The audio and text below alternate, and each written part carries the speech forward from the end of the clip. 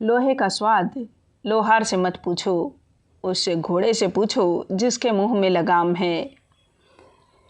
कहानी सुनने से पहले अगर आपको दिल को छू लेने वाली सच्ची और सदाबहार कहानियाँ सुनना पसंद है तो माई लिसनिंग लाइब्रेरी 2 को सब्सक्राइब करें। आपका एक क्लिक हमें और भी बेहतर कहानियाँ लाने की प्रेरणा देता है। आज की हमारी कहानी है खुशियों की होम डिलीवरी, जिसे लिखा है ममता कालिया ने। कुछ समय पहले विदेश के एक लोकप्रिय पाकशाला विशेषज्ञ नाइजेला लॉसन और उसके पति साची के झगड़े की चर्चा सरेआम हुई थी। उसमें साची ने नाइजेला की गर्दन पकड़ ली। दोनों मशहूर हस्तियां थीं। मीडिया ने दृश्य कैमरे में कैद कर लिया और खबरों में खुलासा किया। मेरे मन मस्तिष्क पर इस खबर का चक्कर घिन्नी असर हुआ। उठते बैठते मुझे साची की उंगलियां नाइजेला के गले पर धंसती दिखाई देती। ऊपर से साची की हिमाकत यह है कि वह अपनी सफाई में कहता रहा, मैंने गर्दन पकड़ी थी लेकिन दबाई नहीं। यह देखो, वह रो भी नहीं रही है। मुझे धूमिल की पंक्तियों का ध्यान आया। लोहे का स्वाद लोहार से मत पूछो, उस घोड़े से पूछो जिसके मुंह में लगाम है।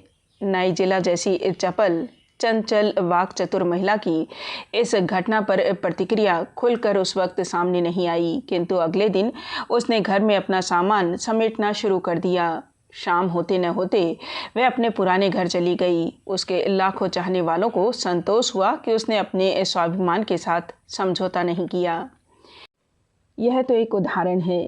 महिलाओं के साथ दिन भर में जाने कितनी ऐसी घटनाएं होती रहती हैं जिन पर यदि वे गंभीरता से सोचे तो भारतीय परिवारों की चिंधियाँ उड़ जाए। यह कहना कि स्त्री स्वभाव से सहनशील होती है, सहनशीलता का उपहास उड़ाना है, क्योंकि दिन पर दिन इसका घेरा चुनौतीपरक होता जा रहा है। दरअसल घटनाएं, खबरें और जानकारियां मेरे ऊपर विद्युत प्रभाव छोड़ती हैं। उन लम्हों में यह अच्छा होता है कि कागज़ और कलम मेरे आसपास नहीं होते।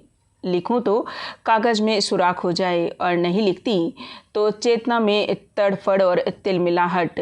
खुशियों की होम डिलीवरी में इसका कुछ प्रतिशत ही आ पाया, क्योंकि पात्र अपना विकास अपने आप कर लेते हैं। ट्रैफिक की तरह उनका रास्ता बार बार मोड़ा नहीं जा सकता। रचना के साथ सबसे अजूबी चीज़ यही है। कभी तो लिखना इतना सरल लगता है कि मलाई की तरह कलम से आखिर अनंत निकले चले आएं, और कभी इतना कठिन कि कागज़ मुझे घूर रहा है, मैं कागज़ को घूर रही हूँ। चाय, कॉफ़ी, वोदका, किसी से भी कलम का ताला नहीं टूट रहा। ऐसे दिनों को मैं अमावस की रैन मानती हूँ। मौजूदा वक्त में वह देश की मशहूर पाकशाला और व्यंजन विशेषज्ञ मानी जाती थी। उसके नाम से व्यंजन पुस्तकों की एक पूरी श्रृंखला 5 भाषाओं में अनुवाद होकर छपती। उसका नाम रुचि जोड़कर पुस्तकों के शीर्षक इस प्रकार थे: रुचि की रसोई, रुचि के रसीले व्यंजन, रुचि के नाश्ते, रुचिर पकवान और रुचि रसना। 2 टीवी चैनल पर उसका साप्ताहिक कार्यक्रम आता, सुरुचि और स्वाद। दोनों कार्यक्रमों में रुचि को अत्याधुनिक रसोई में व्यंजन बनाते हुए दर्शाया जाता। रुचि का बोलने का ढंग बहुत प्रभावशाली था। पहले शब्द नमस्कार के साथ ही वह अपनी उत्फुल्ल मुद्रा से दर्शक को अपने आकर्षण में बांध लेती। आधे घंटे के कार्यक्रम में रुचि 2 व्यंजन प्रस्तुत करती। कमाल यह था कि पिछले 1.5 साल में एक बार भी न उसने व्यंजन में दोहराव डाला, न प्रस्तुतिकरण में। कार्यक्रम शुरू होने के पूर्व एक सहायक समस्त सामग्री करीने से गैस के पास रख देता। इस माहौल में व्यंजन बनाने में रुचि को आनंद आता, क्योंकि बनाने से पूर्व की तैयारी हमेशा उसे की हुई मिलती। हर बार गैस का चूल्हा चमचमाता हुआ दिखता, जैसे अभी शोरूम से खरीद कर लाया गया हो। दोनों ही टीवी चैनलों में होड़ लगी रहती कि इसका रसोई घर ज़्यादा सुंदर और आधुनिक लगे। कै चैनल में उसके सहायक का नाम कुर्बान अली था। रुचि को उसका नाम लंबा लगा तो उसने कहा, कुर्बान अली, प्रोग्राम में आपको सिर्फ अली कहकर बुलाऊं तो आप बुरा तो नहीं मानोगे? कतई नहीं मैम, जैसा आप चाहें। मैं चैनल में उसका सहायक वीरेंद्र सिंह था। वीरेंद्र ने जयपुर के रेस्तरों में सहायक के रूप में कुछ तजुर्बा हासिल किया था। रुचि को लंबे नामों से चिढ़ थी। उसने वीरेंद्र सिंह को वीर पुकारना शुरू कर दिया। दोनों सहायक समझदार थे और अपने काम में चुस्त। कार्यक्रम की आरंभिक तैयारी और परवर्ती समापन वे कुशलतापूर्वक संभालते। उन्हें पता रहता कि सफ़ेद नमक के पहलू में लाल मिर्च और फिर हल्दी रखी कितना अच्छा दृश्य देगी, या कौन सी मिक्सी इतनी पारदर्शी है कि उसमें पिसा गया धनिया और मिर्च का पेस्ट कलात्मक दिखे। रसोई घर की दीवार पर टंगे करछुल, पौनी और कद्दूकस कभी काम न आते। व्यंजन की तैयारी में पारदर्शी शीशे के बर्तन इस्तेमाल होते और पकाने में चमचमाते हुए एक कैसरोल।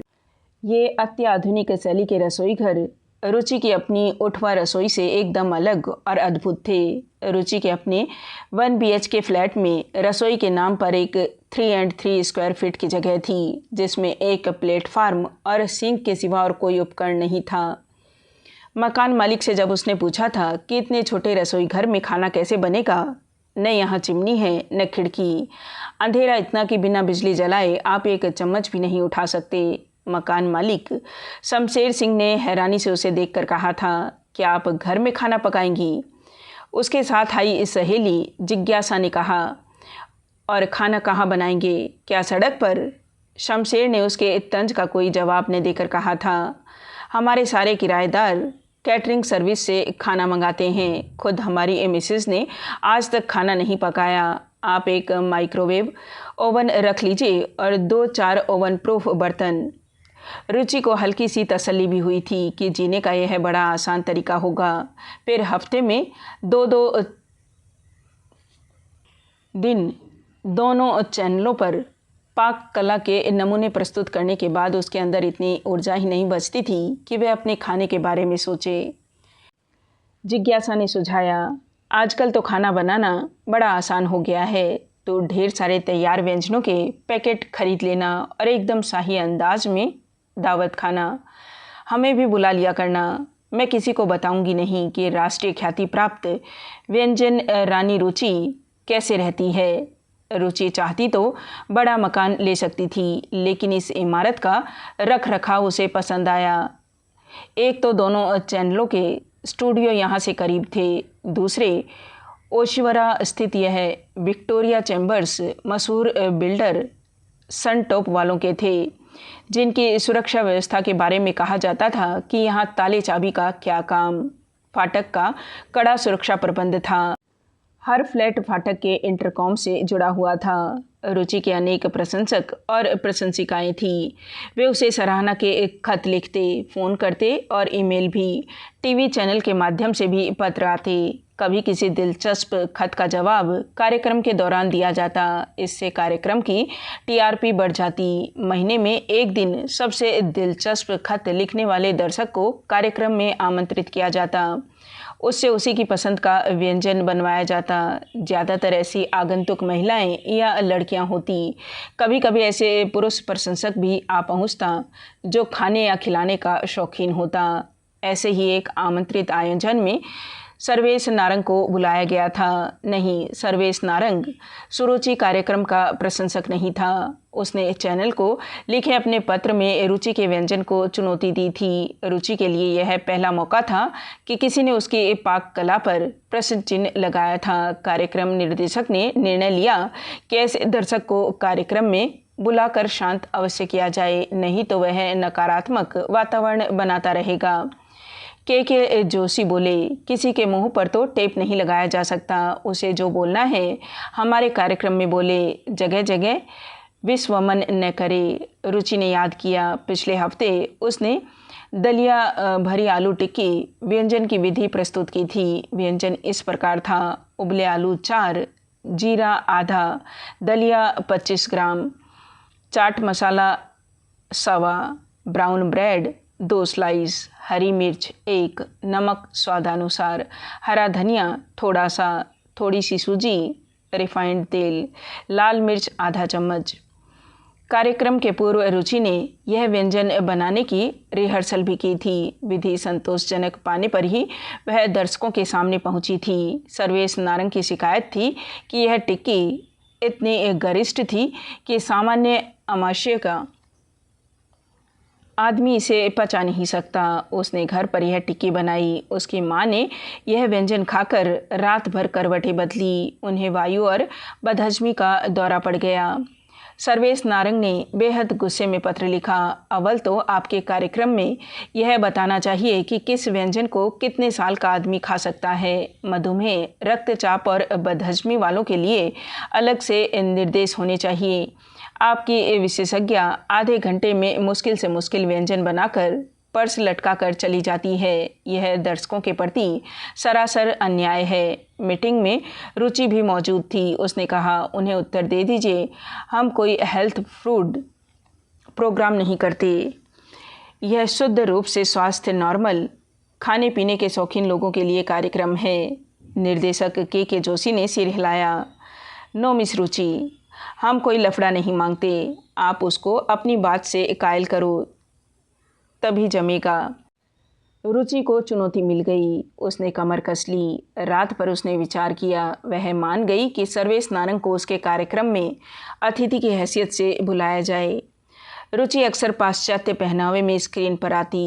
उस दिन उसने पारंपरिक साड़ी ब्लाउज पहना और माथे पर बड़ी सी बिंदी लगाई। स्टूडियो के मेकअप रूम में लगे आईने ने उसे बताया कि वह खूब फब रही थी। कार्यक्रम से 20 मिनट पहले सर्वेश नारंग अपनी सफ़ेद कार में प्रकट हुआ। वह कोई युवा तुर्क नहीं बल्कि तकरीबन 50 साल का प्रौढ़ व्यक्ति था। अपने पत्र के तेवर से अलग वह नपातुला बोलने वाला आदमी लगा। पूर्व योजना के अंतर्गत निर्धारित वाक्य बोलते हुए रुचि ने बताया कैसे सुरुचि कार्यक्रम महिलाओं के साथ साथ पुरुषों और बच्चों का भी पसंदीदा है।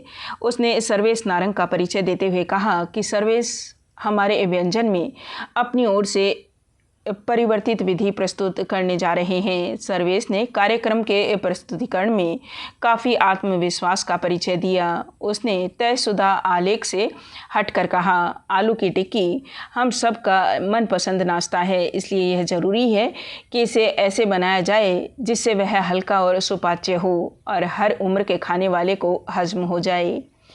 रुचि मैम की व्यंजन विधि में मेरी तरफ से यह बदलाव पेश है। सर्वेश ने आलू की पिट्ठी उठाकर उसे गोल टिक्की का आकार दिया और दर्शकों को संबोधित किया। इसमें दलिए की जगह आप उबली हुई मूंग दाल और हरा धनिया भर सकती हैं।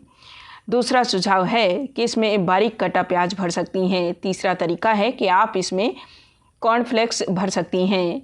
इसे तलने की बजाय छिछले तवे पर एक चम्मच तेल में सेक सकती हैं। सर्वेश ने बड़े सुथरेपन से समस्त विधि का डेमो दिया। कार्यक्रम खत्म होने के बाद जैसा रिवाज था, पूरी इकाई से व्यंजन चखा। इसमें शक नहीं कि आलू की यह नई टिक्की स्वादिष्ट और हल्की थी। इस सिलसिले में रुचि को थोड़ी सी तकलीफ हुई, पर ज़्यादा नहीं। उसे पता था कि के चैनल के पास उसका विकल्प नहीं था। कई अखबार और पत्र पत्रिकाएं उसके व्यंजन स्तंभ लिखवाती और सचित्र छापती। उसकी कई पुस्तकें भी प्रकाशित हो चुकी थी। दर्शकों और पाठकों के बीच वह घर घर में रचा बसा नाम हो गई थी। उसके कितने ही व्यंजन इतने लोकप्रिय थे कि चैनल उन्हें बार बार दिखाता। एक दिन सर्वेश और रुचि के बीच विजिटिंग कार्ड का आदान प्रदान महज औपचारिकता रही। दोनों में से किसी को भी परस्पर कोई अदम्य आकर्षण अनुभव नहीं हुआ। वैसे सर्वेश उसका कार्यक्रम दोनों चैनलों पर देखता रहा। उसे यही लगता कि रुचि की व्यंजन विधियों से ज़्यादा जानदार उसकी प्रस्तुति विधि है। उसकी मुस्कान और हंसी में जीवंतता थी, आवाज़ में माधुर्य। वह जिस अदा से कढ़ाई में एक करछुल चलाती, माइक्रोव ओवन खोलकर उसके व्यंजन की ट्रे लगाती, या जैसे वह प्लेट में खाना सजाती, उसके आगे व्यंजन का स्वाद क्या चीज़ था। 8 हफ्ते बाद यकायक स्वाद कार्यक्रम के लिए उसे बुला लिया। मैं चैनल के इस कार्यक्रम में सर्वेश नारंग को मेहमान का पकवान प्रस्तुत करना था। उसे लगा इस बुलावे में रुचि शर्मा का हाथ हो सकता है। सर्वेश नारंग खाना बनाने और खाने को गैर ज़रूरी कामों की फहरिस्त में रखता था। उसे लगता जो काम दूसरे लोग हमसे ज़्यादा सुघड़ तरीके से कर सकें, उसमें अपनी ऊर्जा लगाना फिजूल है। इतने अच्छे रेस्तरां और टेक होम सर्विसों के रहते खाना बनाना समय की बर्बादी है, लेकिन उसका खोजी मन रुचि शर्मा को उतना गैर ज़रूरी मानने को तैयार नहीं था। इन दिनों माँ उसके पास आई हुई थी। उन्होंने भी कहा, पुत्र जाके देख तो सही, वो कुड़ी पुसेधे की पकवान सिखा दी है। तू टीवी पर दिसेगा तो मैनू बहुत चंगा लगेगा। अगस्त का महीना था, सावन का मौसम। सर्वेश ने कहा, रिमझिम फुहारों में आप कुछ मीठा कुछ नमकीन खाना चाहते हैं तो आज मैं आपको पुए और पकोड़े बनाने की विधि बताता हूँ। पुए को कई शहरों में गुलगुले भी कहा जाता है। अंग्रेजी में इसे डोनट कहते हैं। इसे बनाने का तरीका बहुत आसान है। सर्वेश नारंग की सक्रियता और दक्षता दर्शनीय थी। उसने बिल्कुल पेशेवर अंदाज में कहा, थोड़ी सी सूजी, पिसी हुई चीनी, छोटी इलायची और सौंफ, आधे दूध आधे पानी के साथ घोल लें। 10 मिनट घोल को ढककर रखें, तब तक हम कढ़ाई चढ़ाते हैं। लीजिए हो गए 10 मिनट। एक बार फिर घोल को फेंट लीजिए। कढ़ाई में रिफाइंड तेल गर्म करें। गोल चम्मच से गर्म तेल में पुआ छोड़ें। फूलते ही आंच धीमी करें। एक एक पुए को अलग अलग उल्टे पलटें। लीजिए पुए तैयार हैं। सहायक वीरेंद्र सिंह ने प्लेट आगे रखी, किंतु लीक से हटकर सर्वेश ने पुओं को एक छोटी ट्रे में रखा और कहा, चक्कर देखिए मैडम। बिना वक्त गवाए सर्वेश ने अगला आइटम पेश किया। पकोड़े आप सब खाते खिलाते होंगे। आपने गौर किया होगा कि हर घर के पकोड़ों का स्वाद कुछ अलग कुछ खास होता है। अक्सर लोग अपना ट्रेड सीक्रेट बताते नहीं हैं। लीजिए पकोड़ों की विधि ये है। 1. फूल गोभी जिसके फूल अलग किए हुए हों। 2. बेसन। 3. नमक अजवाइन स्वादानुसार। 4. हरी मिर्च 2. 5. अनारदाना पिसा हुआ 1 चम्मच। 6. चुटकी भर खाने का सोडा। सर्वेश धड़ल्ले से बोल रहा था। उसका आत्मविश्वास देखकर लग रहा था कि वह पेशेवर रसोइया है। कार्यक्रम रोचक रहा। प्रस्तुति भी जानदार थी। आधे घंटे के समय सीमा में उसने 2 व्यंजन बनाकर दिखा दिए। निर्देशक के जोशी ने प्रोग्राम के बाद सर्वेश से पूछा भी, क्या आप भी किसी होटल वगैरह से जुड़े हुए हैं? नहीं, सर्वेश हंसा। मैं तो खोजी पत्रकार हूँ। सारा दिन खबर सुनता हूँ, रात को रिपोर्ट करता हूँ। जोशी थोड़ा सहम गया। समय ऐसा था कि मीडिया से सब डरते। समाचार चैनलों पर कभी कभी किसी नेता या व्यवसायी का रंगे हाथों पकड़ा जाना दिखाया जाता और उस दिन आरोप प्रत्यारोप का वितंडा रहता और उसके बाद उन खोजी पत्रकारों से परिचय करवाया जाता जिन्होंने उस खबर को अंजाम दिया। ये पत्रकार स्क्रीन के सामने ऐसे खड़े होते जैसे उन्होंने नंगे हाथों शेर मारा हो। कुछ दिनों के लिए घूसखोरों, कालाबाजारियों और भ्रष्ट नेता अफसरों के जल ठंडे रहते। खोजी पत्रकारिता 5वीं सत्ता बनती जा रही थी। रुचि ने स्टूडियो से बाहर आते हुए कहा, आज आपने दोनों व्यंजन तले हुए बनाए हैं, जबकि उस दिन आपको इसी बात पर ऐतराज़ था कि मेरा व्यंजन तला हुआ है। सर्वेश ने कहा, आपके व्यंजन में तलना ज़रूरी नहीं था, यह ऊपर से थोपा गया था। इस पर लंबी बहस हो सकती है। मैं तो इतना वक्त आपको दे नहीं सकता। जेब से मोबाइल निकालकर सर्वेश ने घड़ी देखी और कहा, फिर मेरे लिए खाना पीना इतना अहम काम नहीं है। सर्वेश बिना विदा का संकेत या शब्द किए चला गया। रुचि को इस आदमी से चिढ़ हुई। अच्छा भला पत्रकार है, अपने अखबार से मतलब रखे, उसके कार्यक्षेत्र में अपनी टांग क्यों अड़ाता है। यह तो कई दिन बाद रुचि पर उद्घटित हुआ कि हजारों प्रशंसकों के बावजूद इस एक आलोचक सर्वेश नारंग की असहमति उसके लिए क्यों अहम हो गई। मौसम बदले, व्यंजन तालिका बदली, सुरुचि और स्वाद कार्यक्रमों की सफलता बढ़ती गई। रुचि खुद विस्मित थी। इन कार्यक्रमों में ऐसा क्या है, इनकी टीआरपी ए ग्रेड कार्यक्रमों से टक्कर लेती है। पैसा उस पर बरस रहा था। आयकर की राशि हर साल बढ़ रही थी, लेकिन कभी कभी रुचि अवसादग्रस्त हो जाती। उसे लगता उसका जीवन मशीनी बनता जा रहा है। उसके जीवन में अब सिर्फ पाक शास्त्र ही पाक शास्त्र रह गया है। इतने साल बीत गए, इतनी उच्च शिक्षा बर्बाद गई। पता नहीं कैसे वह कलम की जगह करछुल से जीविका चलाने लगी। इससे भी बड़ी हैरानी की बात यह थी कि टेलीविज़न की पाक कला विशेषज्ञ अपने घर में खाना बनाने में ज़रा भी यकीन नहीं करती। वह चाय, कॉफ़ी, ठंडे पेय पदार्थों पर दिन निकालती। कभी कभी वह चावल उबालती अथवा आलू। ओशिवरा में टेक होम कैटरिंग सर्विस का बोलबाला था। रही सही कमी उन फूड गिफ्ट के पैकेटों से पूरी हो जाती जो विभिन्न डिब्बाबंद आहार तथा मसाला कंपनियां उसे इस गुजारिश के साथ भेजती कि वह इन उत्पादों के विज्ञापन में मॉडलिंग करना कबूल कर ले। वह देख सकती है कि उसी के बताए व्यंजन इन मसालों अथवा सामग्री के साथ कितने लजीज बने हैं।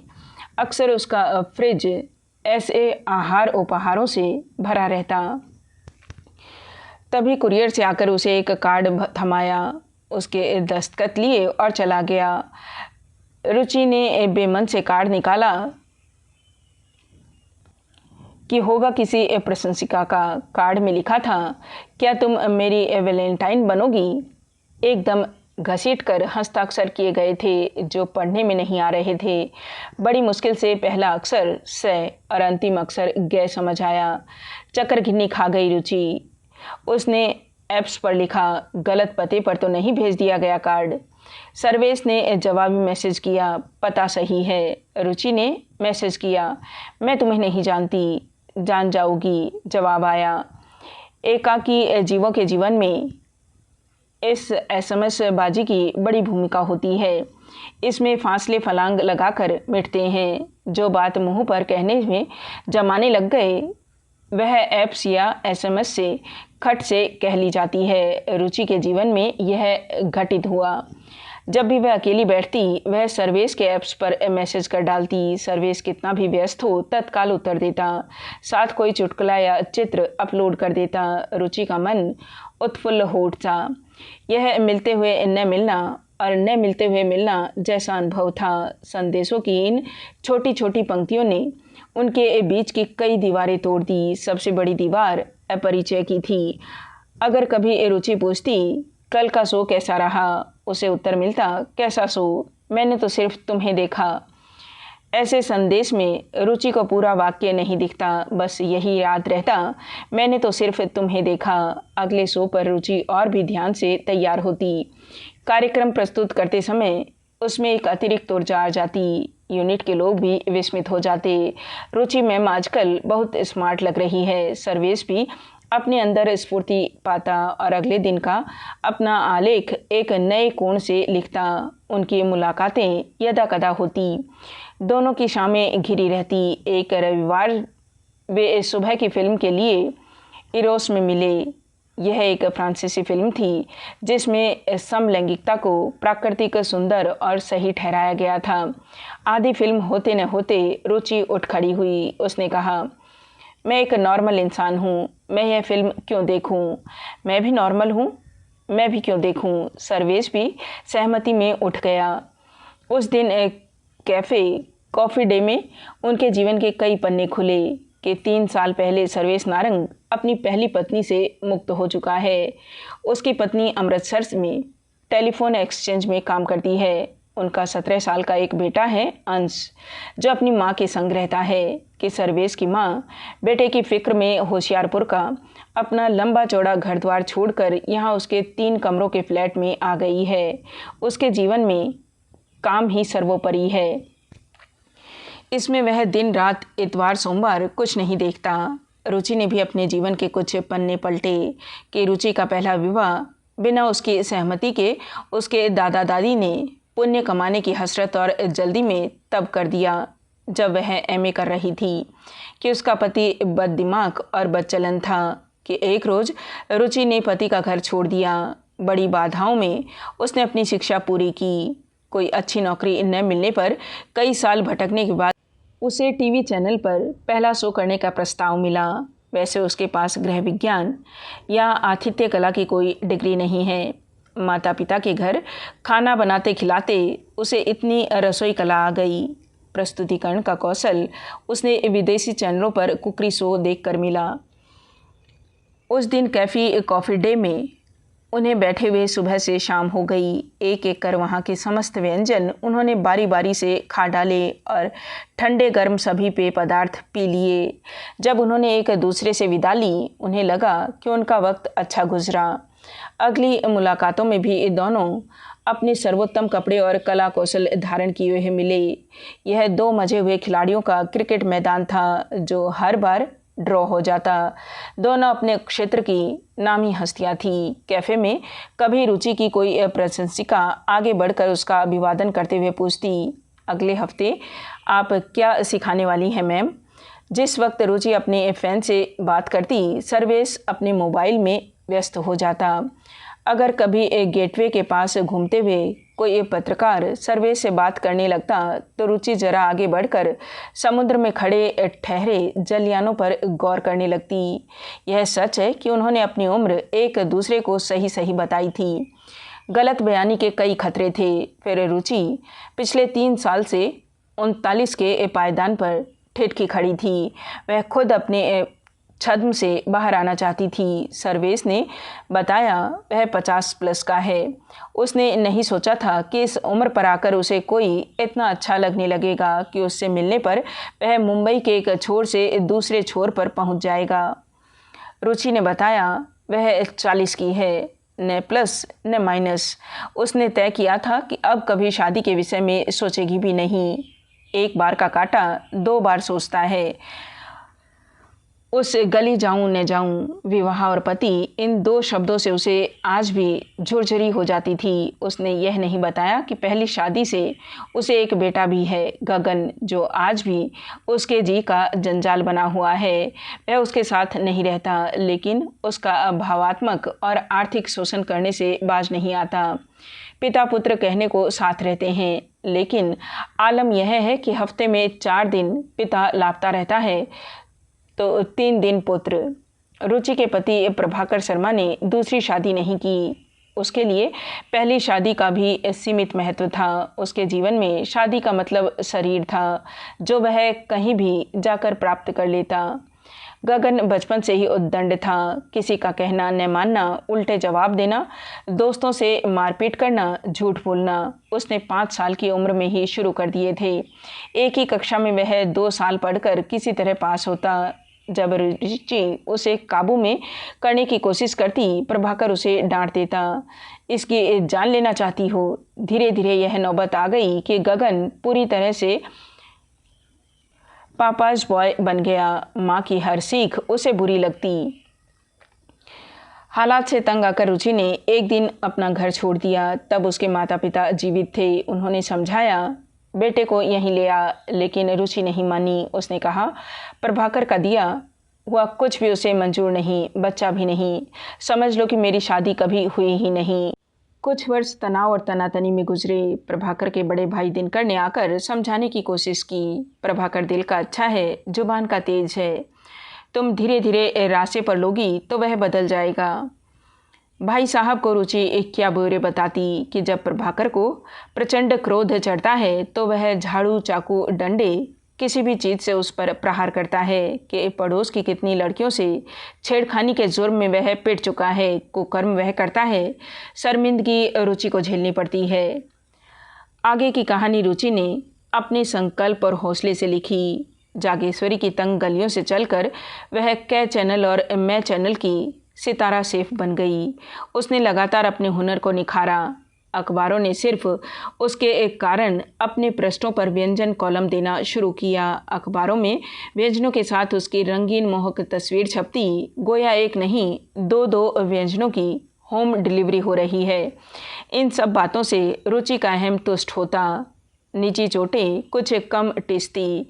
गगन के दिए आर्थिक धचकों से बचने के लिए उसने कुछ अन्य बैंकों में अपना खाता खोल लिया था, लेकिन गगन ऐसे मौलिक बहाने टिकाता कि उसे रुपए भेजने ही पड़ते। कभी फ़ोन पर कहता कि उसकी स्कूटी से कॉलोनी का एक बच्चा घायल हो गया है, उसके माँ बाप इलाज के लिए 20,000 रुपये मांग रहे हैं। कभी वह घबराया हुआ फ़ोन करता कि पापा के दिल का दौरा पड़ गया है, उनकी बाईपास सर्जरी के लिए 2 लाख रुपए तुरंत भेजो। जितनी राशि वह मांगता रुचि उसकी आधी पौनी ही भेजती, पर उसकी तबीयत तिनतिना उठती। उसे लगता बेटा उसे सिर्फ एटीएम समझता है। रुचि के जीवन में कामयाबी अपनी जगह थी और कशमकश अपनी जगह। उसने ऐसा कौशल विकसित कर लिया था कि एक को दूसरे की पकड़ में न आने देती। उसकी सहेलियां भी उसकी कामयाबी से विस्मित और चमत्कृत थी। उसकी सखी जिज्ञासा सिंह, जिसे वह जिक्स कहती, रुचि को गुदगुदाती, कितनी लकी हो तुम, उम्र का कोई असर तुम्हारे काम पर नहीं पड़ता। मेरे पैसे में तो 30 की होते ही बाहर का दरवाज़ा देखना पड़ता है। जिज्ञासा मॉडल थी और अब तक 50 लाइव शो कर चुकी थी। कई बार calendar, table diary, coffee table book आदि के मुख्य पृष्ठों पर उसकी छवि आ चुकी थी। लेकिन जैसे ही फैशन जगत में खबर उड़ी कि वह 30 प्लस की हो चुकी है, उसे फ़ोटो सत्र के प्रस्ताव आने कम हो गए। लाइव शो का तो सवाल ही खत्म था। आजकल वह 2 अन्य भूतपूर्व मॉडलों के साथ मिलकर एक फैशन प्रशिक्षण संस्थान खोलने की दिशा में प्रयासरत थी। इसी तरह दामिनी पिल्लई का कहना था, हम लाख 2 साल में 1 साल आगे बढ़े। उम्र अपना काम शुरू कर देती है। हर नर्तकी सितारा देवी नहीं होती जो 70 साल की उम्र में 17 घंटे बिना थके रुके नाचती चली जाए। कितने ही ऐसे स्टेप्स हैं जिन्हें करने के लिए एक कमर मुड़ती ही नहीं। दामिनी को भी रुचि से रस्क होता। सबसे भाग्यवान तुम हो। अखबार तुम्हारी 5 साल पहले की तस्वीर के साथ तुम्हारा कॉलम छापता है। भगवान ने तुम्हें हल्का बदन और ऐसा उम्र चोर चेहरा दिया है कि कई साल तुम टीवी पर चमकती रहोगी। रुचि को इसका एहसास था कि अंततः उसे छरगुल छोड़ कलम का सहारा लेना पड़ेगा।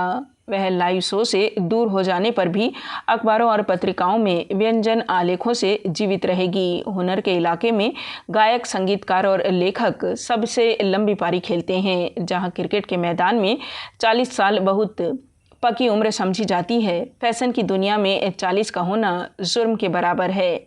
वहाँ व्यंजन विशेषज्ञ का 40 वर्षीय होना कोई हादसा नहीं, हकीकत है। उसे अनुभव की हांडी में तपा हुआ एक्सपर्ट माना जाता है। उसे व्यंजन प्रतियोगिताओं में निर्णायक बनाया जाता है। उसके हवाले से कोई मामूली मसाला व्यवसायी मसाला सम्राट बन सकता है। गृह विज्ञान प्रशिक्षण संस्थानों में उसके योगदान पर विशेष व्याख्यान रखे जाते हैं। गरज यह है कि उसके नाम का डंका पिटता रहता है। एक दिन जिज्ञासा और दामिनी बिना खबर किए सुबह सुबह उसके घर आ धमकी। यह इतवार था, फुर्सत और आलस की गुंजाइश से भरा हुआ दिन। रुचि अभी अलसाई हुई बिस्तर में पड़ी थी। दोनों सखियां उसके ऊपर लद गई। 9 बजे तक तुम किसके सपनों में खोई हुई हो? उठो, बढ़िया सा नाश्ता बनाओ, बड़ी भूख लगी है। रुचि ने एक मोटी सी फाइल और मोबाइल उनकी तरफ सरकाया और कहा, यह मेरी किचन है। इसमें ताज से लेकर रेडिसन तक सबके मेन्यू और नंबर हैं, जो चाहे मंगा लो। क्यों अपने करियर का कबाड़ा कर रही हो? ये सब तो हम रोज़ खाती हैं। अगर हम किसी को बताएंगे कि रुचि की रसोई में खाने के नाम पर केवल होटलों के फ़ोन नंबर हैं, तो तुम्हारी क्या इज्जत रहेगी? इल्ले, भाषण बंद करो, कॉर्नफ्लेक्स खाने हैं। छी! जिज्ञासा ने मुंह बंद किया। मैं तो बीमारी में भी कभी कॉर्नफ्लेक्स नहीं खाती। भूखा मरना मंजूर है, पर कॉर्नफ्लेक्स एकदम नहीं। दामिनी ने कहा, इसे सोने दो, इसकी रसोई में ढूंढते हैं। अगर सूजी होगी तो मैं उपमा बनाती हूँ। दोनों लड़कियाँ रसोई में चली गई। रुचि अभी उठने का मन बना रही थी कि फ़ोन पर फ्लैश हुआ संदेश, 15 मिनट में सीसीडी पहुँचो। रुचि का सारा आलस उड़न छू हो गया। यह सर्वेश नारंग था और इसका यह संदेश रविवार को पुरस्कार बना रहा था। रुचि ने तुरंत बिस्तर छोड़ा, तैयार हुई और सहेलियों को आवाज़ लगाई, कहाँ परेशान हो रही हो? चलो सीसीडी चलते हैं। कैफ़े कॉफ़ी डे के लिए यह इन सब का कोड वर्ड था। जिज्ञासा और दामिनी को भी त्राण मिला। रुचि की रसोई में मसालों के सीलबंद डिब्बे, रिफाइंड तेल और डिब्बाबंद आहार के सिवा और कोई खाद्य सामग्री नहीं थी। फ्रिज में बस पानी, दूध, जूस, डबल रोटी और मक्खन रखा था। बर्फ़ की ट्रे देखकर लगता था महीनों से फ्रिज साफ नहीं किया गया है। लानत है इतनी मशहूर शेफ रुचि शर्मा के फ्रिज और किचन की यह हालत, जिज्ञासा ने कहा। रुचि ने उसकी पीठ पर थप्पड़ जमाया। घर में मैं कुकरी शो नहीं चलाती, समझी? दामिनी ने कहा, हाँ, कैमरे का फोकस हो तो तुम किचन में जाओ, वरना सीसीडी ही आसरा है। बेवकूफ़ लड़कियों, क्या तुम्हें नहीं मालूम, हिंदुस्तानी औरत की गुलामी की नींव रसोई घर में ही पड़ती है, कुनबे भर का खाना बनाने पर पड़ती है, सिर्फ अपना या दोस्तों का बनाने पर नहीं। जो भी हो, इस गुलामी का चस्का बड़ी जल्द पड़ जाता है। सीसीडी आज सुस्त था। रविवार का लद्दड़पन वेटरों की चाल ढाल में झलक रहा था।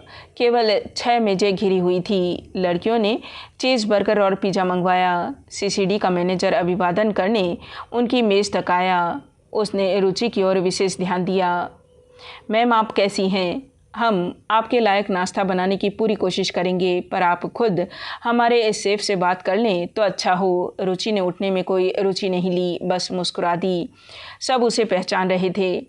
सीसीडी में उसका कार्यक्रम सब देखते थे। उनकी मेज़ पर नाश्ता खास अंदाज में पेश हुआ। हर प्लेट में पहले सुर्ख गुलाब का फूल लगाया गया। जब फूल उन्होंने उठा लिया तब प्लेटों में फल सजाए गए। जिज्ञासा और दामिनी प्रसन्न और विस्मित थी। उन्होंने कहा, अब से हर इतवार तुम्हारे साथ ही यहाँ आया करेंगे। तभी मुख्य दरवाज़ा खुला और सर्वेश नारंग अंदर दाखिल हुआ। रुचि को देख उसका चेहरा खिल गया, लेकिन तभी उसकी नज़र अन्य दोनों लड़कियों पर पड़ी और वह संभल गया। थोड़ा आगे जाकर वह एक अलग मेज़ पर बैठ गया। रुचि ने उसे इशारा किया। वह निर्विकार अपनी जगह पर जमा रहा। सहेलियों से इजाज़त लेकर रुचि उसकी मेज़ तक आई। मेरी दोस्त आई हुई हैं, चलिए आपको मिलवाऊं, सर्वेश ने कहा। क्यों मेरा इतवार बर्बाद करने पर आमादा हो? तब तक जिज्ञासा और दामिनी वहीं आ गई। रुचि ने उनका परिचय सर्वेश से करवाया। सर्वेश ने गहरी बेधक नज़र उन पर डालकर हेलो के आगे एक भी शब्द नहीं कहा। असमंजस और मौन का एक अंतराल आया। जिज्ञासा रुचि से मुखातिब हुई, thanks for the lovely breakfast, मैं जाऊंगी अब। दामिनी ने कहा, मेरी तो आज ड्रेस रिहर्सल है, कल के शो की, मुझे जाना ही पड़ेगा। रुचि ने झूठे को भी सहेलियों को रुकने के लिए नहीं कहा। यह बात दोनों को अखरी। उसके जाने के बाद माहौल अलग किस्म का था। उन दोनों ने अपनी मेज़ बदली। इतवार को उनका बैठने का एक खास कोना था। वेटर जानता था वे क्या लेते हैं। वह हॉट कॉफ़ी विद आइसक्रीम ले आया। रुचि को आइसक्रीम पसंद थी। उसने कहा, जल्दी से खाओ नहीं तो पिघल जाएगी। सर्वेश की दिलचस्पी कॉफ़ी में थी। वह कॉफ़ी सिप करने लगा। तुम्हारी सबसे पक्की दोस्त कौन है रुचि? सर्वेश ने पूछा। तुरंत जवाब देने की बजाय रुचि सोचने लगी। जिग्स, दम्मी, कोई नहीं। पक्की सहेली वह होती है जिसके नाम का फ्रेंडशिप डे पहना जाए, जिसे रात बिरात कभी भी जगाया जाए, जिसे अपने पेट की कच्ची पक्की बताई जाए। किसको कहे वह अपनी दांत काटी दोस्त? उसके मुंह से निकला, सबसे पक्के तो आजकल तुम ही हो। आजकल मतलब परसों कोई और था क्या? नहीं, इधर कई बरसों से मेरा कोई दोस्त नहीं है। क्या तुम अपने एक्स से मिलती हो? बिल्कुल नहीं। क्या तुम अपनी एक्स से मिलते हो? मैं कैसे मिल सकता हूँ? वह अमृतसर में रहती है, मैं यहाँ मुंबई में हूँ। तुम्हारी एक्स टेलीफोन एक्सचेंज में है, यानी उसके हाथ की सभी लाइनें खुली हैं, पर मैंने अपनी सभी लाइनें बंद कर रखी हैं। तुम्हारी सिवा मेरा मोबाइल नंबर किसी के पास नहीं होगा। ऐसा कैसे हो सकता है? तुम मीडिया में हो, वहाँ संवाद के बिना काम कैसे चल सकता है? कामकाज के लिए हमारे अलग नंबर होते हैं। अपने बेटे के साथ तो बातचीत होती होगी। रुचि ने सावधानी से प्रसंग फिर उठाया। हाँ, नहीं, इधर 9-10 महीनों से नहीं हुई। गार्गी ने अंश के दिमाग की इतनी धुलाई कर डाली है कि वह मुझे दानव मानता है। बोलचाल एकदम बंद है? रुचि ने पूछा। सालगिरह पर ग्रीटिंग कार्ड के लेन देन को क्या कहोगी? रुचि शर्मा के मन में बड़े तीखेपन से चुभ गया कि उसका जो अपने बेटे गगन से ग्रीटिंग कार्ड का भी आदान प्रदान नहीं है। जब पिता पुत्र को आर्थिक कष्ट होता है तब उसके आगे चले आते हैं। ऐसे मौक़ों पर वह चिल्लाना चाहती है, चले जाओ, भाड़ में जाओ तुम लोग, मैंने क्या तुम्हारा जीवन भर का ठेका ले रखा है। लेकिन अपनी बदनामी के डर से वह चुप लगा लेती। वह नहीं चाहती उसे लेकर भूली बिसरी दास्तानें सामने आए। उसकी छवि एक समझदार परिवार प्रेमी प्रफुल्ल चित्त गृहिणी की है। निर्देशक के अनुसार उसकी छवि ही इसके कार्यक्रम की यूएसपी है, जिसके बल पर उन्हें देश के शीर्ष औद्योगिक घराने विज्ञापन देते हैं। इतवार की इस निठल्ली दोपहर रुचि का मन हुआ सर्वेश से वह उसके परिवार के विषय में और बातें करें, लेकिन सर्वेश ने जैसे मुंह पर 7 लीवर का ताला जोड़ दिया था। रुचि उठकर चलने को तत्पर हुई। सर्वेश ने उसकी हथेली दबाकर रोका, अभी नहीं। उन्होंने फिर से कॉफ़ी पी। सर्वेश ने बेहिसाब सिगरेटें पी। उसने धुएं के बादल में से जैसे कहा, मुझे अतीत जीवियों से चिढ़ है। मैं आज में जीने वाला इंसान हूँ। रुचि, तुम मुझे पसंद हो क्योंकि तुम मेरा वर्तमान हो। अतीत एक मरा हुआ बोझ है, इस बोझ को फेंक क्यों नहीं देते? मुझसे कह रही हो, क्या यह मुमकिन है? क्या तुमने अपना अतीत फेंक दिया है उतार कर, या वह आज भी लदा हुआ है तुम्हारी पीठ पर? कोई राह तो निकालनी होगी। बिल्कुल ठीक। आज इतवार की दोपहर हम अपना कीमती समय खराब कर रहे हैं। ऐसे मौके बार बार नहीं आया करते। अच्छा तो यह हो मेरे नहीं तो तुम्हारे कमरे में चलकर इसका सदुपयोग करें। रुचि सन रह गई। उसने कभी नहीं सोचा था कि सर्वेश इतने सपाट चपटे और भावहीन शब्दों में उसके पास आने की पेशकश करेगा। उसके मान की स्थिति में कहा, मेरा कमरा हर किसी का प्रवेश बर्दाश्त नहीं करता। वहाँ सिर्फ मेरे शो से जुड़े यूनिट के लोग या मेरे दोस्त आ सकती हैं। यूनिट के लोग तुम्हारे सगे हैं, मैं नहीं। गलत मत बोलो, उनसे मेरा कामकाज का रिश्ता है। मुझे आम से खास बनने के लिए क्या करना होगा? क्या मैं टाइयों का सेहरा पहनकर तुम्हारे दरवाजे पर खटखट करूं? नहीं, तुम्हें थोड़ा सेंसिटिव होना पड़ेगा। अकेले रहते रहते तुम्हारे जज्बातों पर काफ़ी जंग चढ़ गई है। तुम क्या दुकेली रहती हो? नहीं, पर लड़कियां कुदरती तौर पर कोमल होती हैं। बैठी रहो अपनी कोमलता लेकर, मेरे पास इतना वक्त नहीं है। सर्वेश उठ खड़ा हुआ। रुचि भी बाहर आकर अपनी कार की तरफ बढ़ गई। उसने सोचा चलते वक्त सर्वेश उससे बाय कहकर या हाथ हिलाकर विदा लेगा। सर्वेश दूसरी दिशा में निकल गया। अभी दिन के सिर्फ 4 बजे थे और अकेले घर में रुचि के सामने पूरी शाम पड़ी थी। दीवान पर बहुत सी किताबें और पत्रिकाएं फैली पड़ी थी। रुचि ने उनमें से व्हाट्स कुकिंग और हैप्पी होम उठाई और बिस्तर पर जा लेटी। उसने पन्ने पलटे पर मन नहीं लगा। हल्का सा अफसोस हुआ सर्वेश के नाराज़ होने का। ऐसा लगा कि उसका पौरुष चोट खा गया, लेकिन उसका प्रस्ताव ही ऐसा था। अगर रुचि प्रतिवाद न करती, इसका अर्थ यह होता कि कोई भी कभी भी उसके कमरे का और खुद उसका इस्तेमाल कर सकता है। अकेली रहने वाली लड़कियां भयंकर असुरक्षा बोध से घिरी रहती है। कहने को इमारत में 2 सुरक्षाकर्मी हरदम तैनात रहते हैं। सीढ़ियों और लिफ्ट में भी सीसीटीवी कैमरे लगे हैं। प्रवेश द्वार पर रखा इंटरकॉम इमारत के सभी फ्लैटों से जुड़ा हुआ है, पर यह समस्त प्रबंध अनजाने अनचिन्हे आगंतुक पर कारगर हैं। जो आगंतुक सहमति से अंदर आएगा, उसकी जिम्मेदारी रुचि के सिवा और किसकी होगी? विक्टोरिया चैम्बर्स में तो नहीं, लेकिन पास ही ओसिवरा में 2-1 वारदातें हो चुकी थी, जिनमें घर की मालकिन मृत पाई गई। दोनों ही वारदातों के सीसीटीवी फुटेज देखने पर पता चला कि हत्यारा मालकिन का पूर्व परिचित था और उसका उनके यहाँ पहले से आना जाना था। सवाल यह था कि शहर में अकेली जीने वाली लड़कियां आखिर क्या करें? वे कहाँ किससे किस हद तक सामाजिक संपर्क बनाएं? कामकाजी दुनिया में यह मुमकिन नहीं कि महिलाएं सिर्फ महिलाओं के संपर्क में रहें और पुरुष सिर्फ पुरुषों के। संपर्क कभी कभी सघन हो जाते हैं। क्या सभी संपर्कों के शीर्ष पर लड़कियां एक लाल बत्ती लगा दें? ऐसे में स्वाभाविक संवेगों का क्या होगा? रुचि को लगा, क्या 40 की उम्र में कोई महिला अपने को लड़की कह सकती है? साथ ही यह भी कि क्या 40 साल की लड़की प्रेम कर सकती है? उसका उदाहरण तो और भी विचित्र था, क्योंकि वह न अविवाहिता थी न विवाहित। वह परित्यक्ता भी न थी, क्योंकि पति ने उसे नहीं छोड़ा था, वही पति को छोड़कर आई थी। तलाक की तकलीफ देह प्रक्रिया में 5 साल गुजर गए। जब समस्त बंधनों से आज़ाद हुई तो उसके माता पिता एक पीछे एक ही जल्द ही गुजर गए। पहली बार जीवन में तब उसे एकांकीपन का मर्म समझ आया। तुम घर से निकलो और घर पर ताला लगाना पड़े, या घर लौटो तो ताले का काला मुंह देखना पड़े। कितनी बड़ी सजा है यह है।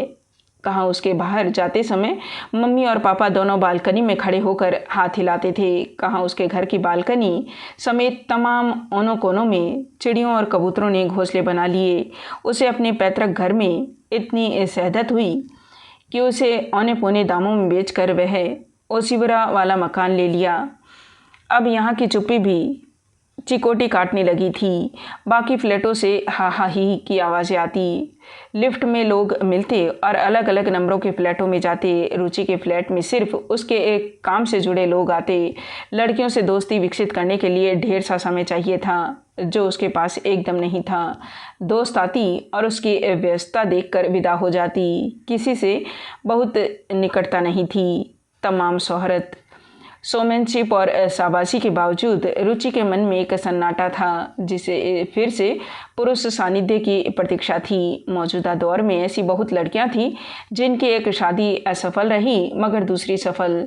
सेकंड टाइम लकी कॉलम अब वैवाहिक विज्ञापनों वाले अखबारी पृष्ठ का एक स्थायी स्तंभ था। रुचि उसे बड़े ध्यान से पढ़ती। उसने जीवनसाथी.com पर एक अन्य नाम पते से अपना विवरण डाला हुआ था। उसमें 1-2 प्रत्याशियों ने उत्तर दिया। वे अपने शब्द चयन और अंदाज में रुचि को काफ़ी उथले लगे। उसने उन दोनों को डिलीट कर डाला। 40 साल की लड़की का अकेलापन 24 साल की लड़की के अकेलेपन से नितांत भिन्न होता है। 40वां जन्मदिन आते आते जब लड़की के मित्र संसार में गिने चुने नाम बच जाते हैं, सहेलियों की संख्या सीमित हो जाती है, दोस्तों की उनसे भी विरल।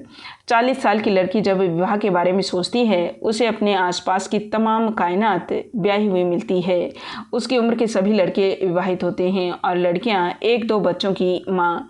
40 साल की लड़की अपने जीवन के पिछले 5 सालों पर नज़र डालती है तो पाती है कि उसने उन वर्षों में खूब काम किया, नाम किया, धन और यश कमाया। बस मोहब्बत के खाते में बड़ा सा अंडा पाया उसने। वह आगामी 10 वर्षों के समय पर नज़र डालती है तो थर्रा उठती है। ऐसे में जो उपलब्ध है वही श्रेष्ठ का सिद्धांत मजबूरन सामने रखना पड़ता है। यह पता होता है कि प्रस्तुत व्यक्ति आदर्श नहीं, किंतु दिल दिमाग सब गलत सिग्नल देते हैं। कई दिनों तक रुचि का व्हाट्सएप का इनबॉक्स सर्वेश के नाम पर खाली रहा। इन फोनाचार की वह आदी हो गई थी। बार बार फ़ोन हाथ में लेती, माई एप्स पर जाती, पर निराशा हाथ लगती। आखिरकार एक दिन उसी ने पहल की। क्या बहुत व्यस्त हो गए हो? फ़ौरन जवाब आया, अस्त व्यस्त हूँ, पस्त हूँ। क्या हुआ? बेटा खो बैठा मैं। ओह नो, ऐसा कैसे? उसकी माँ ने रोका नहीं। ड्रग्स लेता था, एक शाम ज़्यादा ले ली। उफ, मैं आती हूँ जल्द। रुचि को तत्काल अपने बेटे गगन का ख्याल आया। कल को वह भी ड्रग्स लेने लगे तो उसे रोकने वाला कोई नहीं होगा, क्योंकि उसका पिता प्रभाकर शर्मा तो खुद एबी है। सारे सिर दर्द के बावजूद सर्वेश और रुचि अपने बच्चों से जुड़े हुए थे। तलाक पति पत्नी का हुआ था, पिता पुत्र या माँ बेटे का नहीं। वहाँ तनाव था, रिश्तों में टकराव नहीं। जब तक अपनी हर परेशानी अंश अपने डैड से बांटता था, लेकिन उसने अपनी नशाखोरी की लत को उन्हें कोई भनक नहीं लगने दी थी। वर्ली समुद्र तट के पिछड़े जहाँ मार्कंडेश्वर का मंदिर बना है, जहाँ वर्ली गांव की सीमा आरंभ होती है, वहाँ की आखिरी इमारत के 4थे माले पर सर्वेश का घर था। अहाते से लेकर कमरों के अंदर तक प्रबल वेग से हवा आती थी, मगर इसके साथ ही सूखी मछली और झींगों की बू भी। रुचि को मछली की गंध नागवार थी। उसने नाक पर रुमाल रखा। सर्वेश की माँ समझ गई। उन्होंने बाई से खिड़कियाँ बंद करवाई। सर्वेश काम पर नहीं जा रहा था। वह एक कोने में बैठा सिर्फ दीवार को घूर रहा था। माँ ने पंजाबी मिश्रित बोली में कहा, एनु समझा तो सही, ओदी माँ रब ने सजा दी है। सर्वेश ने चुप्पी तोड़ी और भबक कर कहा, सिर्फ माँ को सजा मिली, बाप को इनाम मिला है। क्यों? माँ गुस्से से दूसरे कमरे में चली गई। सर्वेश और रुचि देर तक अंधेरा गिरते कमरे में बैठे रहे। धीरे धीरे सर्वेश ने बोलना शुरू किया। इधर अंश जेब खर्च बहुत मांगने लगा था। मुझसे कहता, मम्मी कंजूस है, यह भी नहीं सोचती कि मोटर बाइक में पेट्रोल डलेगा तभी वह चलेगी। कभी कहता, हफ्ते में 3 दिन मैं भूखा रहता हूँ, कॉलेज में देर हो जाती है, इतने पैसे नहीं होते कि बाहर कैफ़े में खा लूँ। जितनी बार वह अपना दुखड़ा बयान करता, मेरे कलेजे से आह निकलती। मेरे साथ तो मंजीत कमीनी थी ही, बेटे को भी उसने नहीं छोड़ा। मोटी तनख्वाह पाती है सरकारी नौकरी पर पैसा उसे पति और बच्चे से भी ज़्यादा प्यारा है। मैं अंश को पैसे भेजता, कभी कभी तो पूरी तनख्वाह उठाकर भेज दी। मुझे क्या पता था। इस बीच बाई आकर चाय और बिस्किट रख गई थी। वे पैसे के भूखे था। बोलने के बाद सर्वेश कुछ हल्का हुआ। उसने बाई को आवाज़ दी, मंदा जा पाहिजे। उसने सिगरेट सुलगाई और धुएं के पहले गुबार में जैसे अपने आप से कहा, अमृतसर से यह जो एक रिश्ता था उसका तार भी टूट गया। अब मैं किसी का नहीं, कोई मेरा नहीं। जीवन फिर शुरू हो सकता है सर्वेश। मुझ जैसे खंडहर के साथ कौन जीवन शुरू करेगा रुचि। 2 खंडहर मिल जाएं तो एक मुकम्मल मकान बन जाए। क्या मैं कहूँ कि अब तुम वापस मत जाना। इतनी अकस्मात मैं क्या कहूँ, कुछ वक्त दो, अभी तुम शोक में हो। अंश की रूह खुश होगी मुझे तुम्हारे साथ देखकर। जब वह छोटा था उसने हम मियाँ बीवी की भयानक लड़ाइयाँ देखी थी। विदा लेकर रुचि चलती। उसके मन में उमंग की जगह एक चाह करवट ले रही थी। किस तरह वह सर्वेश को वापस जीवन के बीचों बीच पहुँचाए। जिंदगी का यह नया अध्याय बिना शोर शराबे शुरू हुआ। सबको ईमेल करके नया पता भेज दिया गया। अपना और शिवरा वाला मकान रुचि ने ताला लगाकर बंद कर दिया। उसका कुल सामान वहीं रहने दिया। सर्वेश के यहाँ सब कुछ इफरात में था। 2 बड़े कमरों के बाद एक बालकनी भी, जिसके दूसरे छोर पर माँ का कमरा था। घर की व्यवस्था मंदा के हाथ में थी। वह सवेरे 7 बजे आती और शाम 7 बजे वापस अपने घर जाती। माँ के प्रशिक्षण से यह अच्छा खाना पकाना सीख गई थी। रुचि और सर्वेश के इस नव संबंध पर न तो किसी ने फूल बरसाए न काटे। उन्होंने 2 मित्रों की उपस्थिति में नोटरी से अपने विवाह की रजिस्ट्री करवाई और हल्दीराम के रसगुल्ले से सबका मुंह मीठा कर दिया। घर में माँ ने रुचि के गले में सोने की एक जंजीर पहनाई और कहा, देख कुड़े, मेरी फिक्र ना करी, बस तू ऑन संभ। नई नई शादी के बावजूद सर्वेश बार बार अपने बेटे को याद करता। अंश कहता था, डैड, बड़ा होकर मैं भी आपकी तरह पत्रकार बनूंगा, खोजी पत्रकार। उसकी माँ ने कभी उसे अपने एक कब्जे से दूर नहीं होने दिया। कभी सर्वेश लगातार सिगरेट पीते हुए स्वगत कथन करता, आदमी 1000 बार बिस्तर में जाता है पर 1 या 2 बार ये बाप बनने में कामयाब होता है। पितृत्व के खिलाफ औरतों के हाथ में कई हथियार हैं। वे आसानी से अपने को गर्भवती नहीं होने देती। वे कोई जिम्मेदारी नहीं उठाना चाहती। अब तो मैं चाहूँ तब भी बाप नहीं बन सकता। मैंने सन 2000 में ही नसबंदी करवा ली थी। रुचि को इन बातों से खींच और ऊब होती। यह क्या कि फैले हुए दूध पर रोए जा रहे हैं। बेटे से इतना ही लगाव था तो उसे साथ रखते। दूसरी तरफ रुचि को मनोवैज्ञानिक उलझन होती। उसे बड़ी शिद्दत से माँ के रूप में अपनी नाकामयाबी महसूस होती। उसका बेटा गगन भी इन्हीं परिस्थितियों का शिकार था और कभी भी किसी गड्ढे में गिर सकता था। गगन के छुटपन में रुचि ने जरा भी धैर्य से काम नहीं लिया। वह पति का गुस्सा बेटे पर निकाल कर सोचती, मैंने बदला ले लिया। एक बार गगन धूप में बाहर जाने की जिद कर रहा था। रुचि ने खींचकर उस पर स्टील का गिलास दे मारा था। गगन के माथे पर चोट लगी, जिसका निशान बड़े होने पर भी बना रहा। प्रभाकर की हरकतों के विरुद्ध रुचि में आक्रोश इकट्ठा होकर गगन के प्रति हिंसा के रूप में आकार लेता। उसके मन में गांठ बनती गई कि गंदे इंसान का बच्चा भी गंदा निकलेगा। अब जब वह सर्वेश को अंश की यादों में निमग्न देखती, उसके अंदर नए सिरे से अपराध बोध होता। इसमें कोई शक नहीं कि उसके और प्रभाकर के रिश्तों की तलखियाँ सबसे ज़्यादा गगन ने झेली। कभी माँ उसे मारती तो कभी पिता। बचपन से ही वह हद दर्जे का उग्र और जिद्दी बन गया। रुचि की समस्या थी कि वह गगन से जुड़ी अपनी चिंताएं पति से बांट नहीं सकती थी। उसने उसे यह बताया ही नहीं था कि उसके कोई बच्चा भी है। अब वह पछताती। अगर उसने यह तथ्य उजागर किया होता तो वह सुझाव दे सकती थी कि वे लोग गगन के साथ रख लें। यह अलग बात है कि गगन यह प्रस्ताव मानता या नहीं। बड़ी उम्र के इस समझदार संबंध में रुचि और सर्वेश ने एक नूतन प्रणाली का प्रणय निमंत्रित किया था। उसने कार्य जगत की व्यस्तताओं का दोनों ही ख्याल रखते थे। दोनों के अलग बैंक खाते थे और कोई किसी के आय व्यय में हस्तक्षेप नहीं करता। सबसे बड़ी आज़ादी इस बात की थी कि रुचि जब अपने घर जाकर रहना काम करना चाहे उसे पूरी छूट थी। अगर सर्वेश को फुर्सत होती तो वह भी कभी कभी औसीवरा पहुंच जाता। कभी कभी रुचि अपने शो के सिलसिले में इतने लोगों से घिरी होती कि पति पत्नी में अतरंग बात भी नहीं हो सकती थी। रुचि उसे रोकने की कोशिश करती तो वह हंसता हुआ उठ देता। बाकी बातें इस पर। वह अपना स्मार्टफोन दिखाता। रुचि की मित्र मंडली को उसकी किस्मत का रस्क होता। कितनी लिबरल शौहर पाया है तुमने। तुम्हें जीने की काम करने की पूरी आज़ादी देता है। रुचि कहती, इसलिए तो मैं उससे कहती हूँ तुम तो मेरे 15 अगस्त हो। और वह तुम्हें क्या कहता है? वह मुझे अपनी 26 जनवरी कहता है। सच्चाई यह थी कि 21वीं सदी के पहले दशक तक अपने मुल्क में शिक्षा और रोजगार ने लड़के लड़कियों के सामने उम्मीदों का संसार खोल दिया था। हुजूम की हुजूम लड़कियां पढ़ लिख कर काम पर जाने लगी। माता पिता के दबाव में उन्हें शादी के फ्रेम में बंधना पड़ता, पर दिन यह फ्रेम उन्हें दम घोटू महसूस होता। पारंपरिक विवाह में लोकतंत्र की संभावना कठिन थी। हर जीवन साथी की इच्छा रहती कि वह पत्नी के संपूर्ण जीवन को संचालित करे। सुबह उसके जागने से लेकर रात को उसके सोने तक वह उसका नक्शा तैयार रहता कि पत्नी को क्या करना है। कुछ जीवन साथी तो ऐसे थे कि पत्नी को बाथरूम या टॉयलेट में भी अगर देर लगती देखते तो नर्वस हो जाते। पत्नी के बाहर निकलते ही पूछते, अंदर बैठी क्या कर रही थी?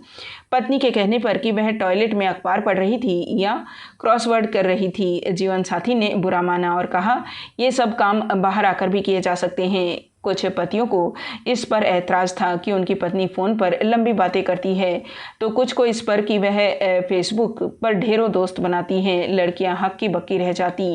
यह तीसरी किस्म की दास्तां थी। और चौथी किस्म की जकड़बंदी, जहां आपकी हर गतिविधि के पैरों में डोरी बंधी थी।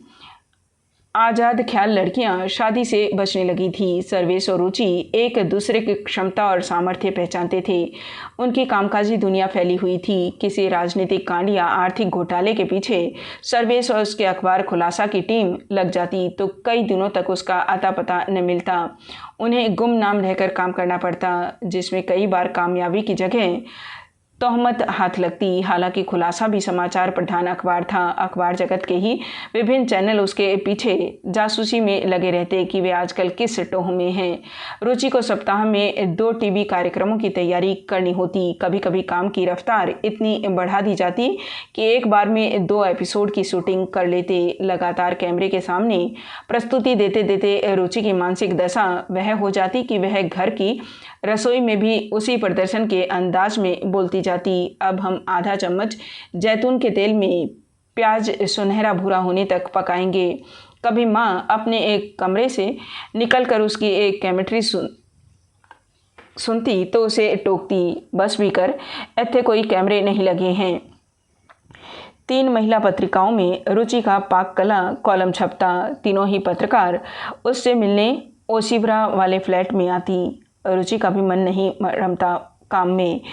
वह कई बार ओशिवरा चली आती। इधर मसाला उद्योग, बर्तन निर्माता और क्रॉकरी कंपनियां भी रुचि के पास आ रही थी। वह उसके उत्पादन अपने टेली शो में इस्तेमाल होते दिखाए। आए दिन इन जगहों से उपहार आते। अखबारों में छपे इश्तेहारों में भी रुचि एक जाना पहचाना चेहरा बन गई थी, जिसके हाथ में इनमें से कोई उत्पाद होता और उसका बयान कि अमुक मसाले में बने खाने की लज्जत ही कुछ और है, अथवा सचिन स्टील के बर्तनों से अपना घर संसार चमकाएं। उसका सहायक अली हर काम में उसकी सहायता के लिए खड़ा मिलता। सेट की तैयारी, शूटिंग का मिनट टू मिनट ब्रेकअप, मेहमानों की देखभाल, निर्देशक की मांग, सब वह संभालता। वह हर काम की सिलसिलेवार तैयारी रखता। कुर्बान अली एक कलाकार की तरह मेज सजाना जानता था। हरी शिमला मिर्च की बगल में लाल टमाटर, नमक की बगल में हल्दी और देगी मिर्च कितना अच्छा विजुअल देगी उसे पता था। वह पूरी दोपहर तैयारी में लगा रहता। समय सीमा में अधिकाधिक व्यंजन बनाने का राज यही था कि आधी तैयारी पहले से कर ली जाती। जिन चीज़ों को ओवन में रखकर भाप द्वारा पकाते, वह शॉट में उन्हें ओवन में डालते हुए दिखाते तो दूसरे शॉट में बेक होकर तैयार दिखाते। ये सब जिम्मेदारी अली की थी। वह बेक्ड व्यंजन का एक पात्र पहले से तैयार रखता। परंपरा यह थी कि शूटिंग के बाद यूनिट के सभी सदस्य व्यंजन चखते और सराहना करते। कभी कभी व्यंजन बहुत अधिक बन जाता या फिर कुछ खास होता। यूनिट के लोग बड़े इसरार से उसका एक हिस्सा रुचि के कार में रखवा देते कि सर्वेश जी तो स्वयं पारखी हैं, उन्हें भी यह लाजवाब वानगी दिखाइए। रुचि को बड़ा धक्का लगा जब घर में किसी ने उसके बनाए व्यंजन को चखा तक नहीं। माँ ने कहा, मैं हर किसी का हाथ लगा खाना खाती नहीं। सर्वेश का मूड उस दिन उखड़ा हुआ था। उसने अपने एक कमरे से आवाज़ लगाई, मंदा मेरे लिए एक कटोरी दलिया बना दो, पेट खराब है। खींचकर रुचि ने वह व्यंजन मंदा को घर ले जाने के लिए दे दिया और भूखी सो गई। कार्यक्रमों और चैनलों के वैश्विक विस्तार से यह संभव हो गया था कि देश विदेश के सभी चैनलों के एक से बढ़कर एक मशहूर पाक कला कार्यक्रम सबको देखने को मिलते। भारतीय दर्शक उन्हें देखता, भले ही व्यंजन समझ आए न आए। उन कार्यक्रमों में विशेषज्ञ के प्रस्तुतिकरण में इतनी उछलकूद और नाटकीयता भरी होती कि दर्शक लोटपोट हो जाता। कोई कार्यक्रम समुद्र तट पर तो कोई रेगिस्तान के बीच आयोजित दिखाते। जो कार्यक्रम रसोई घर केंद्रित होते उनमें भी पाक विशेषज्ञ मटकती हुई व्यंजन सिखाती।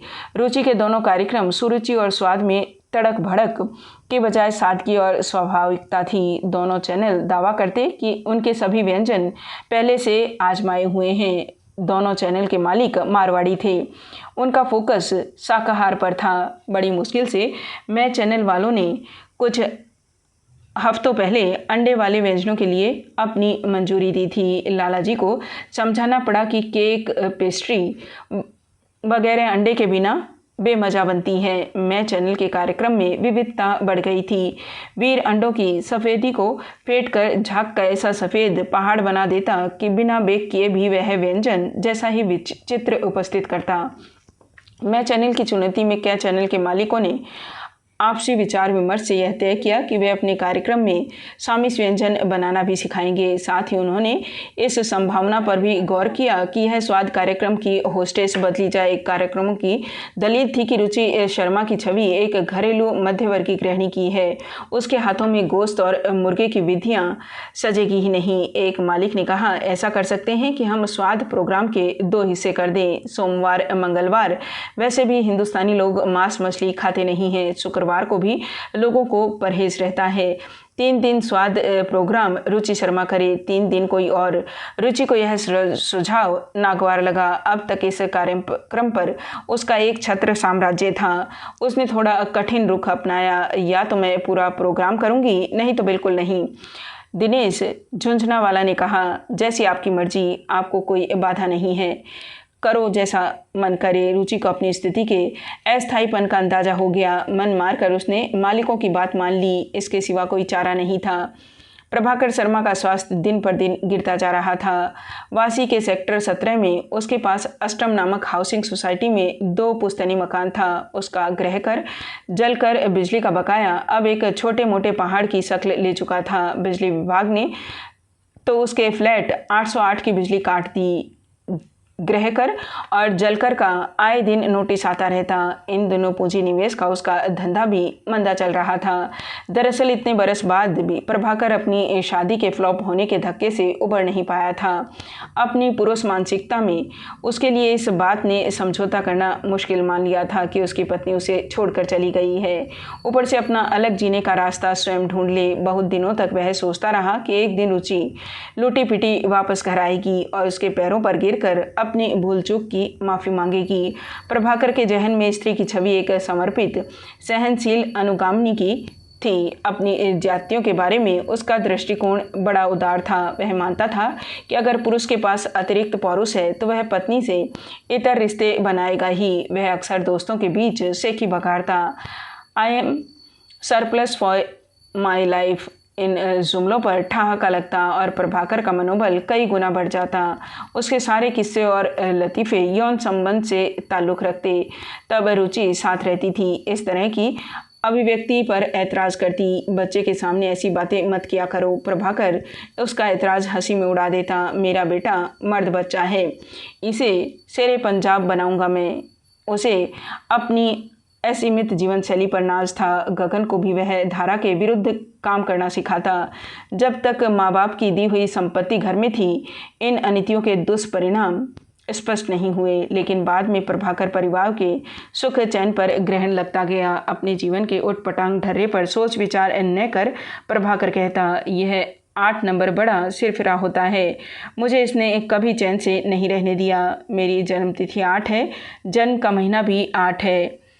बाबूजी ने 8 को शुभ अंक मानकर उस अष्टम सोसाइटी में 8वीं मंजिल पर 8वां फ्लैट ले लिया। इस अट्ठू ने 8 साल का अच्छा फल दिया। बस 8 नंबर बड़ा जालिम होता है, कभी अर्श पर कभी फर्श पर।